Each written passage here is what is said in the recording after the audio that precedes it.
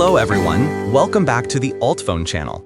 Today's video will explain how to remove iCloud activation lock from your iPhone. Before we get into the UltFone iPhone unlock, let's take a moment to look at another well-known option, 3uTools.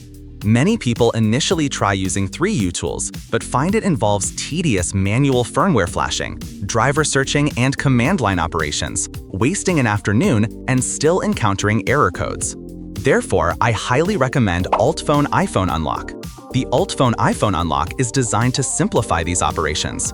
First, download the UltFone iPhone Unlock from the UltFone website to your computer.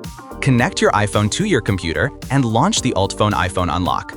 On the main interface, select the Remove iCloud Activation Lock option and then click Start.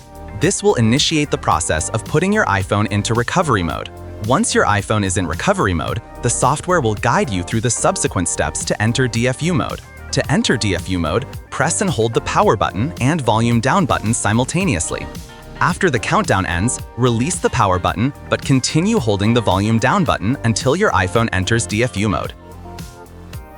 At this point, UltFone iPhone Unlock will begin removing the iCloud activation lock.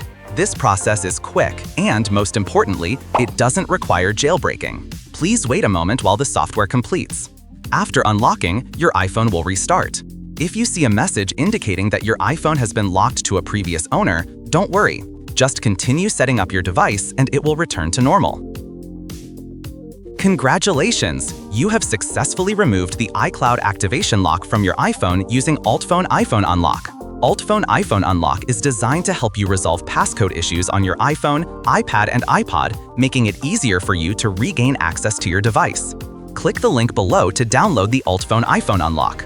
If the video was helpful, please like and subscribe for more tech tips. See you in the next video.